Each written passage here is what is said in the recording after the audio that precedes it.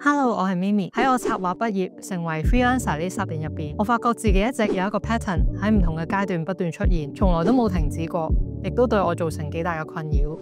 今日我就想同大家分享下呢一個經歷，我係點樣由完全唔察覺呢個 pattern 嘅存在，到佢嚴重到令我無時無刻都諗住呢樣嘢，最後到依家終於都清楚應該點樣去突破佢啦。如果你同我有相似嘅掙扎，希望呢條片可以俾到啲方向你，甚至俾到你一啲新嘅諗法。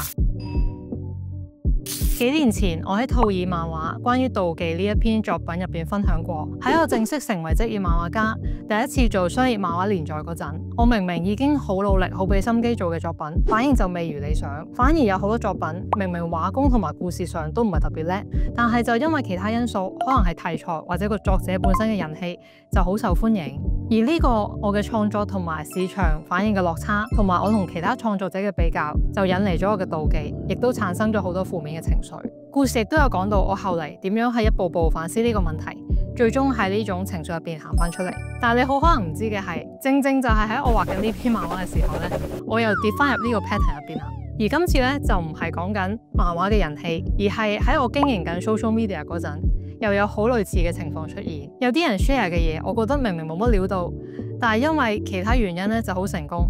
於是我嘅心態又爆炸，甚至呢幾年我畫自己嘅漫畫一步一距離嘅時候，呢一個模式亦都一而再、再而三咁出現。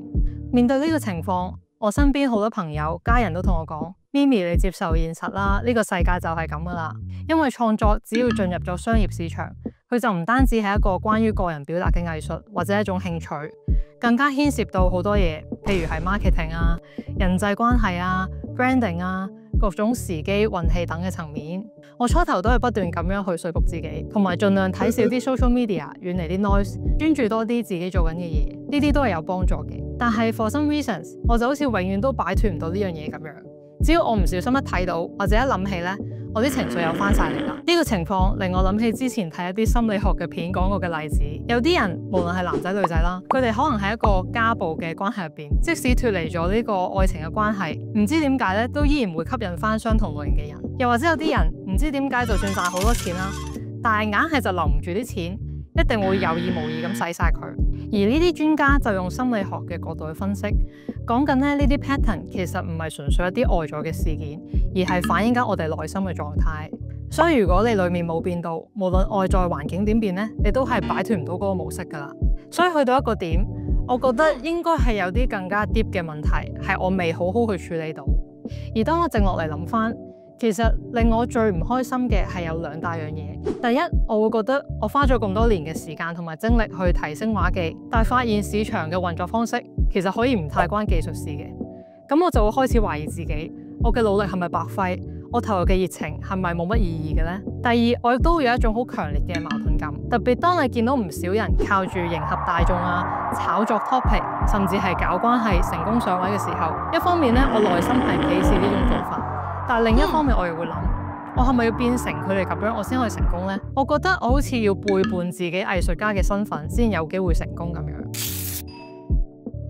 咁我係點樣面對呢啲情緒同埋諗法嘅呢？我唔能夠話我依家100% 完全解決咗呢個煩惱，但係呢10年經歷咗咁多次呢個 pattern， 再加上我近期有比較多時間去沉澱，我發現呢有2個角度係可以幫我自己更加容易消化呢件事嘅。第一個方法呢，就係用一個理性嘅角度去睇呢樣嘢啦。我發覺我以前喺啱啱參賽啊，同埋做連載嘅時候，其實我係有啲妖魔化咗市場呢一樣嘢嘅。因為如果我哋公平啲咁睇，其實市場呢樣嘢同插畫、漫畫呢個專業一樣，都係有佢一套遊戲嘅規則嘅。可能係講緊呢排 hit 啲咩啊，個市場嘅供求係點樣？呢樣嘢本身呢係冇好壞之分。可能有啲人嘅畫技普通，但係佢好識玩 gimmick，好識得包裝自己，亦都好知道個市場想要啲乜嘢。咁樣佢哋成功其實都係無可厚非噶，因為佢識玩呢隻 game 啊嘛。第二，我諗隨住我嘅見識廣闊咗，當我冇睇得咁窄嘅時候呢，我就會發覺其實都有好多成功嘅例子。嗰啲作者都唔一定要迎合個市場，或者去背叛自己嘅創作。我覺得呢樣嘢都證明咗堅持真誠同埋創作嘅初心，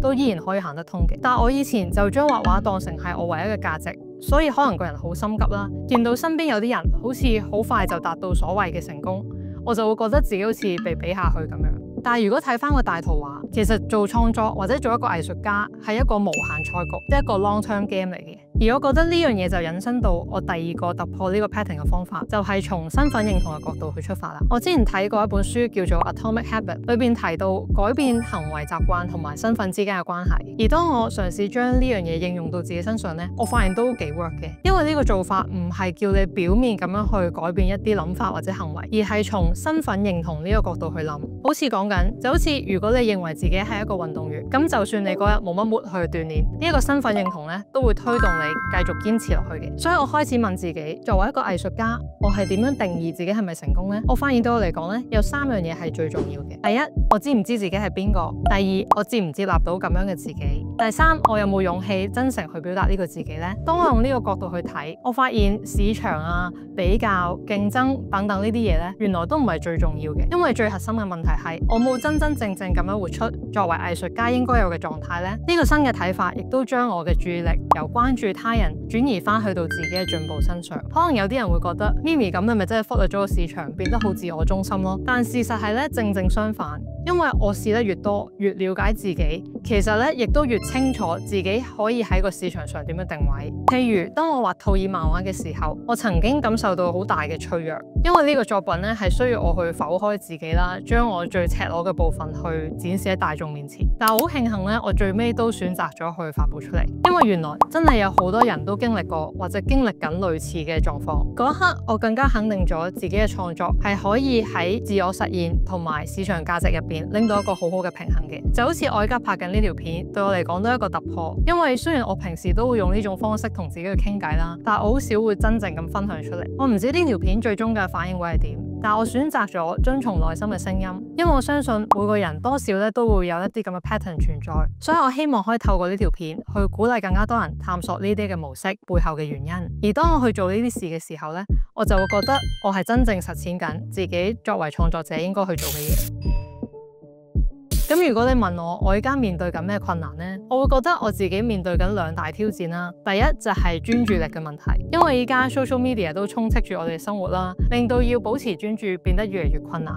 有時咧我都會 feel 到自己揾好多美麗嘅藉口去逃避創作嘅。第二就係自我接納嘅部分。雖然我覺得比起之前啦，我已經對自己更加寬容，但係作為一個高敏感內向嘅人呢，我都依然有好多內耗嘅問題。有時我嘅節奏啦，同自己想象嘅有好大落差，都會令我陷入掙扎入邊。所以我都繼續學緊點樣去欣賞自己呢啲特質，並且將佢哋轉化為我嘅創作靈感。其實我相信點解咁多創作者都係呢種人，就係因為呢啲特質係好適合去做創作嘅，只係我哋需要花啲時間去揾適合自己發揮嘅方法。我知道呢條路唔容易行，但係同時我亦都知道自己係好幸運嘅，至少我有空間去選擇自己嘅路。講咗咁多，我都好好奇，你哋有冇發現過自己都有某啲 pattern 呢？或者如果你都視自己為係一個藝術家，你又會點面對呢啲掙扎呢？歡迎你留言同我分享你嘅想法，我都好想聽下你哋嘅故事。如果你想支持我，無論係透過 Patreon 或者係其他嘅方式，相關嘅資訊我都放咗喺資訊欄嗰度噶啦。我係 Minnie，我哋下條片再見，